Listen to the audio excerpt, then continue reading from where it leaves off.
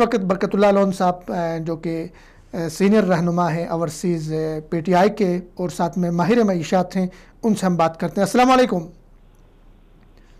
जी वालेकुम सलाम। लोन साहब, सबसे पहले तो प्रोग्राम में आपको खुश आमदीद। बड़ी नवाजी जी, आप लोगों की बड़ी मोहब्बत है। लोन साहब, आपसे तो सबसे पहले हम बात करेंगे डॉलर के हवाले से।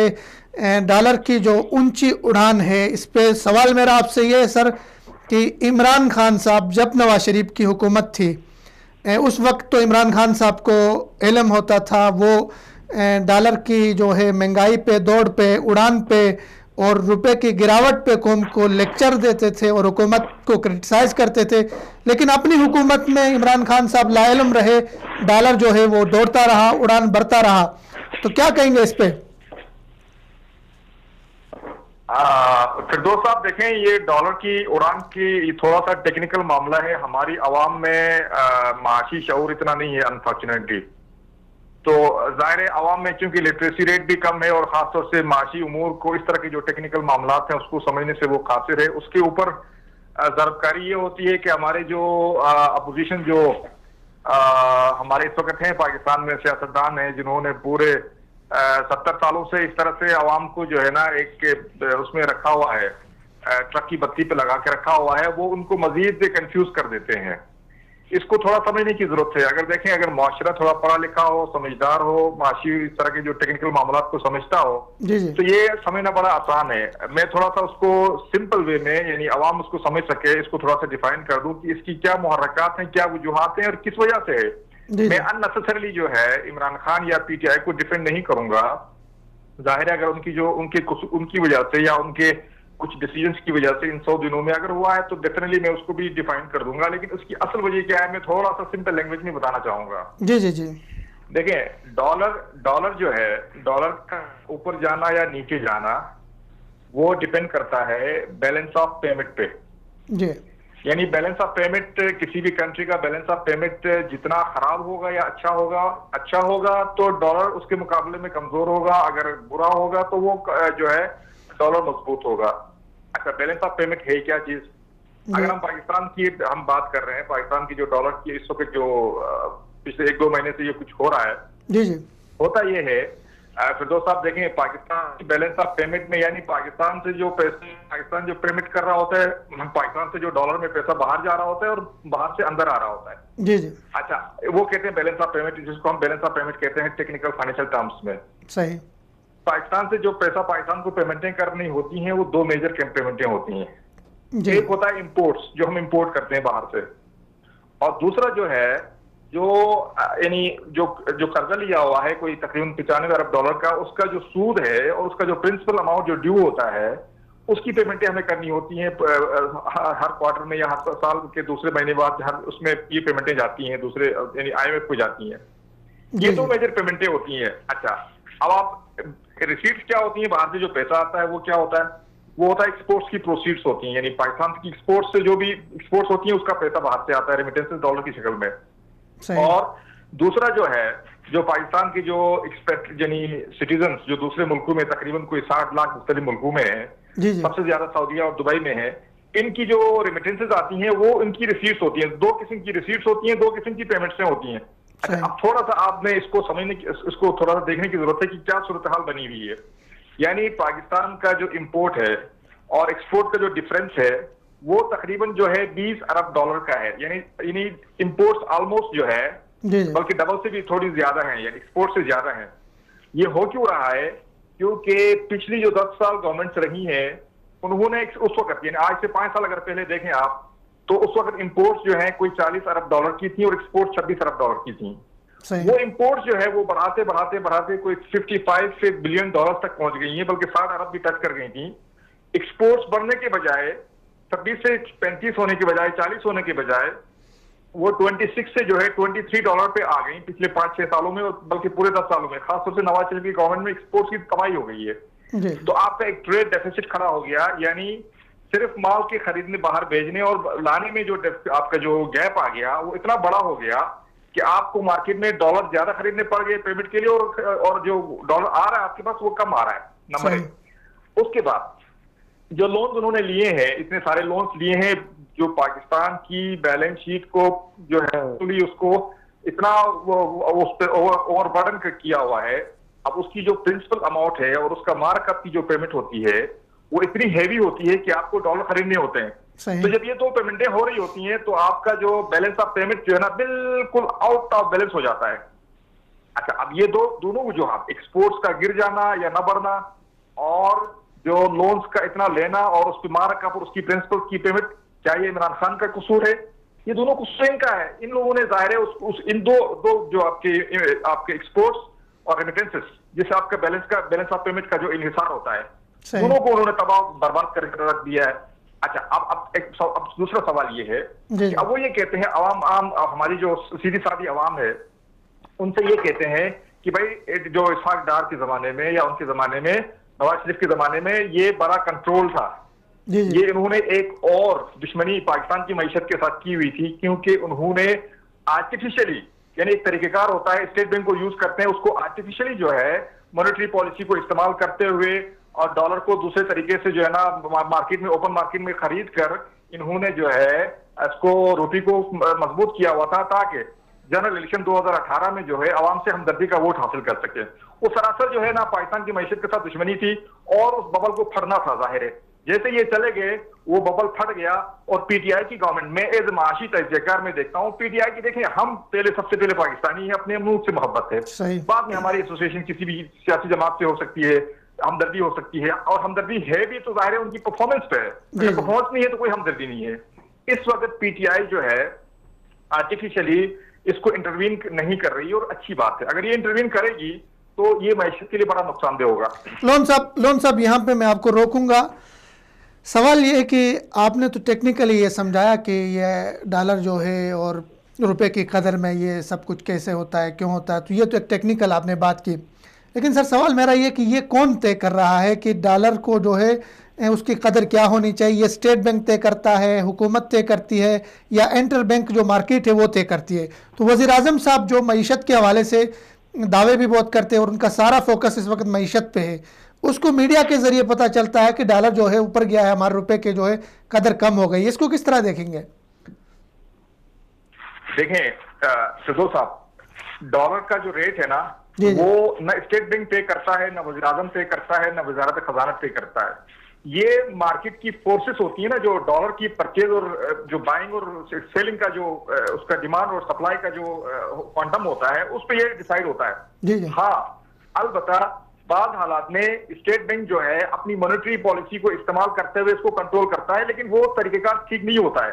बेसिकली ओपन मार्केट फोर्सेस पे छोड़ दिया जाता है जिसकी बेस पे जो है ना डॉलर जो है डिटरमिन होता है। ऐसा नहीं है कि वज़ीर आज़म का जी चाहे कि जी वो उसको डॉलर को 100 रुपए पे लेकर आए, 90 रुपए लेकर आए, 80 पे लेकर आए। अगर वज़ीर आज़म के हाथ में होता या स्टेट बैंक के गवर्नर के हाथ में होता या वज़ीर खजाना के हाथ में होता तो ये डॉलर 50 में होता, 130 135 पे नहीं होता। तो बेसिकली ये डिमांड और सप्लाई पे होता है कि मैंने आपसे जैसे पहले थोड़ा सा जिक्र किया कि हमारी जो इंपोर्ट्स की पेमेंट्स के लिए और मार्कअप और प्रिंसिपल की जो लोन्स की आईएमएफ की पेमेंट्स के लिए हमें डॉलर मार्केट में खरीदने होते हैं और डॉलर्स में पेमेंट होती है। तो जाहिर है जब आप खरीदने जाते हैं तो उसकी डिमांड बढ़ जाती है और जो आपके पास डॉलर आ रहा होता है एक्सपोर्ट्स प्रोसीड से और फॉरेन रेमिटेंसेस जो हमारे एक्सपेट्रिएट्स हैं, हमारे जो सिटीजन दूसरे मुल्कों में है, वो बहुत कम होता है। जब यानी बैलेंस आप जब आप तराजू में डालते हैं दोनों चीजें, तो एक तो बिल्कुल ऊपर जा रही होती है, एक बिल्कुल नीचे जा रही होती है। तो उसकी वजह से मार्केट फोर्सेस की वजह से जो है ना डॉलर जो है ना या तो ऊपर जाता है या नीचे आता है। इसमें ना वज़ीर आज़म का कोई किरदार होता है, ना वज़ारत खजाना का कोई किरदार होता है, ना स्टेट बैंक का कोई किरदार होता है। हाँ, स्टेट बैंक जो है अपनी एक मॉनेटरी पॉलिसी, वो भी एक टेक्निकल चीज है, मैं उसको ज्यादा डिफाइन नहीं करूंगा क्योंकि आम लोग उसको नहीं समझ पाएंगे कि वो मॉनेटरी पॉलिसी को अपना कभी जो इंटरेस्ट रेट है, काइबोर रेट कहलाता है, इंटरबैंक रेट्स को थोड़ा बढ़ाकर या कम करके उसको थोड़ा कंट्रोल कर लेता है, लेकिन एक्सचेंज रेट को, लेकिन वो बड़ा जो है ना आर्टिफिशियल होता है। और उसका जो स्टेट बैंक का इंटरवेंशन भी जो है ना इसमें मार्केट फोर्सेस में ज्यादा इफेक्टिव नहीं होता है, अनलेस एंड अनटिल आपका बैलेंस ऑफ पेमेंट जो है ना वो सही ना हो। आपकी जब तक एक्सपोर्ट्स नहीं बढ़ेंगी, जब तक आपकी इंपोर्ट्स नहीं कम होंगी, आपकी जब तक जो है ना लोन्स पे ऑफ होकर आपकी जो मार्कअप और प्रिंसिपल की पेमेंटों का बोझ पाकिस्तान की बैलेंस शीट पे नहीं आएगा, ये आपका डॉलर का प्रेशर रहेगा। इसमें इमरान खान को गालियां देना, इसके में वजीर खजाना को गालियां देना, इसको जो है ना स्टेट बैंक को गालियां देना, मैं बिल्कुल, ये तो एक जहालत है ना यार, आम आदमी इसको नहीं समझता है। अच्छा सर क्यों रहा है और किस वजह से हो रहा है। मतलब आप ये कहते हैं कि जो इमरान खान साहब नून लीग को क्रिटिसाइज करते थे डॉलर के इस इशू को लेकर, यही सूरत हाल थी उस वक्त, 1 रुपये बढ़ा था, यहाँ तो पूरे 8 रुपये का मसला है, तो वो सियासी बयानात थे। बिल्कुल, देखें इमरान खान साहब क्रिटिसाइज डॉलर के ऊपर और नीचे जाने में जो है ना, वो जो क्रिटिसाइज कर रहे थे वो बेसिकली उनकी जो इकोनॉमिक पॉलिसीज थी उसकी बात कर रहे थे, जिसकी वजह से ये सब कुछ हो रहा था। यानी एक्सपोर्ट्स की वजह से, जो लोन्स की वजह से, लोन्स की पेमेंट्स की वजह से, अच्छा आपका आईएमएफ के लोन्स के बढ़ने की वजह से बैलेंस ऑफ पेमेंट जो आउट होता जा रहा था, जिसकी वजह से ये प्रेशर आ रहा था। इमरान खान क्रिटिसाइज उस बात को कर रहा था। हाँ, एक बात मैं आपको अर्ज करूं फिरदौस साहब, अगर देखें इस वक्त इमरान खान को ब्लेम करना बिल्कुल गलत है।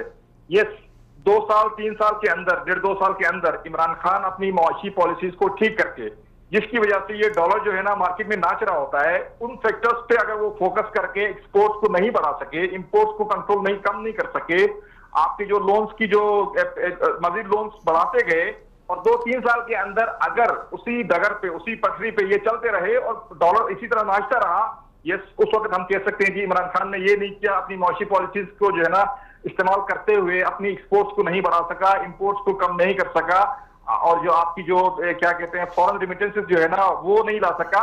उस वक्त हम बैठ के इमरान खान को ब्लेम कर सकते हैं कि ये डॉलर की जो उड़ान है वो उसके जिम्मेदार इमरान खान और उसकी जो है ना टीम है। सही सर, इमरान खान को ब्लेम करना ठीक सर। तो आप क्या समझते हैं कि साउथ इंडियन के जो प्लान है उसमें कोई एज ए माहिर मईशत आप देख रहे हैं, कोई माशी प्लान इमरान खान साहब कौम को दे सके हैं, या फिर कट्टे मुर्गियां और अंडों पे गुजारा करना होगा कौम को? देखिए इमरान खान जो है ज़ाहिर मुआशी प्लान्स के हवाले से वो बहुत ही ग्राउंड वर्क कर चुके हैं और बहुत सी स्टेप्स ले रहे हैं इस वक्त, जो अवाम को वो इसका आइडिया नहीं है कि इमरान खान किस तरह के वो स्टेप्स ले रहे हैं। अगर वो मुर्गी अंडे की बात करते हैं, मेरी तुम जाहिल कौम तो नहीं कहूंगा, मेरी मासूम कौम कहूंगा, अपनी कौम को मेरी मासूम कौम, उनको ये समझना चाहिए कि जो अंडे और ये जिसको हम पोल्ट्री कहते हैं ना, अंडे मुर्गी जो है, वो पाकिस्तान के अंदर $20 अरब एक्सपोर्ट करने का पोटेंशियल है, $20 अरब, और पाकिस्तान की टोटल एक्सपोर्ट्स यानी सारी जो है ना एक्सपोर्ट्स मिला के $23 अरब है, $23 अरब है। यानी अगर 20 अरब में से 2 अरब भी करें, 5 अरब भी करें, 10 अरब करें, 1 अरब करें, यार कुछ भी नहीं करें, आधा अरब भी करें, कुछ तो करें, पोटेंशियल है उस पोल्ट्री के अंदर। उस अंडे मुर्गी को ये बहुत बड़ा मजाक समझ बैठे हुए हैं, उसका बड़ा पोटेंशियल है। यानी मैं आपको यानी ये एक फैक्टर में बता रहा हूं। इसके अलावा ये देखें अंडे मुर्गी, यानी इमरान खान का ये इतना बड़ा विजन है कि वो इकोनॉमी को नीचे ग्रास रूट लेवल से उठाना चाहते हैं। जो उन्होंने अंडे मुर्गी की बात की है ना, ये हर किसी को समझ में नहीं आएगा, ये उन्हीं लोगों के समझ में आएगा जिनको थोड़ा सा विजन है, थोड़ा सा इकोनॉमी को समझते हैं, थोड़ी सी रियलिटी को समझते हैं। वो इकोनॉमी को बिल्कुल ग्रास रूट लेवल से ऊपर उठाना चाहते हैं, और हम बड़े पुरुमीद हैं इंशाल्लाह वो इन चीजों को जो है ना पोल्ट्री से लेके दूसरे तमाम एरियाज पे फोकस करते हुए, एग्रीकल्चर पे, इंडस्ट्री पे, टेक्सटाइल पे, हर एरिया पे हम ज़ाहिर माशी तजुर्बेकार जो है, हम हर चीज को मैं खास तौर से इस चीज को मैं देख रहा होता हूँ कि भाई इस हमारी जो गवर्नमेंट है, क्योंकि मेरी थोड़ी बहुत पॉलिटिकल एसोसिएशन भी है, तो मैं देख रहा होता हूँ भाई ये क्या वाकई में स्टेप्स ले रहे हैं, क्या हमारी गरीब आवाम के लिए कुछ बेहतरी हो सकती है आगे, या उसी डगर पे चल रहे हैं जो पिछली गवर्नमेंट चली है। और यकीन जानिए, मैं मतलब बिल्कुल being not political association with PTI, मैं एक बिल्कुल एज इकोनॉमिक एनालिस्ट में आपसे ये कह रहा हूँ कि जो स्टेप्स इस वक्त गवर्नमेंट ले रही है वो बड़े सिंसियर उनके एफर्ट्स हैं और सिंसियर स्टेप्स हैं, और हमें उम्मीद रखनी चाहिए, बल्कि दुआ करनी चाहिए कि अल्लाह ताला उनको कामयाब करे और आगे इंशाल्लाह बेहतरी होगी। चलें, इंशाल्लाह आगे बेहतरी होगी। आखिरी सवाल सर मेरा आपसे, सी पैक में सऊदी अरब की शमूलियत के हवाले से इमरान खान साहब 2 दफ़ा सऊदी अरब आए, और उनमें ये बात भी यहाँ के हुक्काम से हो गई कि सी पैक में सऊदी अरब शमूलियत करेगा। उसको लेकर कुछ तहफ़्फ़ुज़ात थे कि चाइना नाराज़ हो रहा है, या वो चाइना को कुछ तहफ़्फ़ुज़ात हैं सऊदी अरब की शमूलियत पर, लेकिन चाइना ने कल अपने बयान में ये साफ़ किया, खुलासा किया कि सऊदी अरब की शमूलियत को खुश आइंद करार दिया, खुश आमदीद कहा। तो इस पर आप क्या कहेंगे? सऊदी अरब सी पैक में शामिल होता है तो हमारे लिए क्या उसमें वो हैं मौके हैं, पाकिस्तान के लिए क्या फ़ायदा है, सी पैक के लिए क्या फ़ायदा है, फिर सऊदी अरब और पाकिस्तान के रिलेशनशिप है उसको किस नज़र से देखते हैं? देखिए, पाकिस्तान का अगर देखा जाए कि रियल उसमें टर्म्स में जो दोस्त मुल्क है, सबसे पहले नंबर पे सऊदीया है। रियल सिंसियर जो एक जिगरी दोस्त कहलाता है वो सबसे पहले सऊदीया है। उसके बाद अगर आप देखें, भले हमारा रिलीजन डिफरेंट है लेकिन उसके बावजूद जो है, जो दूसरे नंबर पे जो सिंसियर और मर करने के लिए तैयार जो पाकिस्तान के लिए, वो चाइना है। यानी इन दो कंट्रीज के मुकाबले में कोई भी कंट्री जो है पाकिस्तान के दोस्त नहीं है। अच्छा, और दोनों माशाल्लाह, चाइना दुनिया की दूसरी बड़ी इकोनॉमी है और सऊदीया जो है वहाँ यहाँ गल्फ की बड़ी इकोनॉमी है, बावजूद इसके कि यहाँ इकोनॉमी के हालात थोड़े से टफ हैं इस वक्त। यानी सीपेक के अंदर चाइना का शामिल होना और करवाना, ये इमरान खान की बहुत बड़ी कामयाबी है। मैं उसको बहुत बड़ी कामयाबी करार देता हूँ, क्योंकि देखें सऊदीया, इसकी वजह यह है कि अगर ईरान शामिल हो जाता, इंडिया शामिल हो जाता, अफगानिस्तान शामिल हो जाता तो कोई बड़ी बात नहीं है, क्योंकि वो नीबर है, उससे मुस्तफीद होंगे, वहां उनको ज्यादा इंटरेस्ट है। सऊदीया बिल्कुल हमारा नीबर नहीं है, हमसे बिल्कुल कटा हुआ है, ठीक है। तो अब अगर इन्होंने इंटरेस्ट लिया है, सऊदीया ने आके वहां सीपेक में इन्वेस्टमेंट करेंगे, तो ये बहुत ही बड़ी बात है। और इसमें पाकिस्तान के जो फाइनेंशियल और नॉन फाइनेंशियल दोनों फायदे हैं। नॉन फाइनेंशियल फायदा ये है कि हमारे साथ सऊदीया के जो रिलेशनशिप पिछली गवर्नमेंट में, खासतौर से यहाँ पे जो शाह अब्दुल्ला की वफात के बाद थोड़े से रिलेशनशिप थोड़े से ठंडे हो गए थे हमारी गवर्नमेंट के साथ, तो वो अब माशाल्लाह इमरान खान के आने के बाद बहुत ही अच्छे हो गए हैं और अब मजीद जो है इसकी वजह से बेहतर हो जाएंगे। नॉन फाइनेंशियल फैक्टर ये है।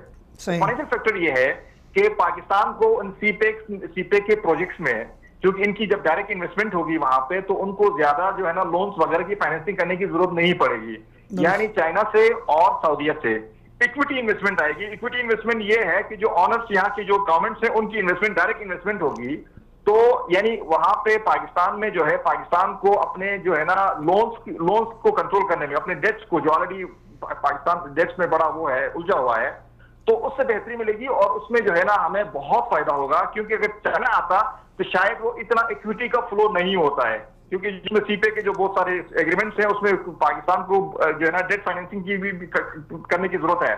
तो जब सऊदीया आएगा, जो आ रहा है, तो वो इक्विटी इन्वेस्टमेंट लेकर आएगा, जिसकी वजह से पाकिस्तान को लोन्स लेने की ज्यादा जरूरत नहीं पड़ेगी और इंशाल्लाह ये बहुत कामयाबी से हमकिनार होगा सीपे का प्रोजेक्ट। सही, बहुत शुक्रिया बरकतुल्लाह लोन साहब, वक्त देने का। सलामत रहिए।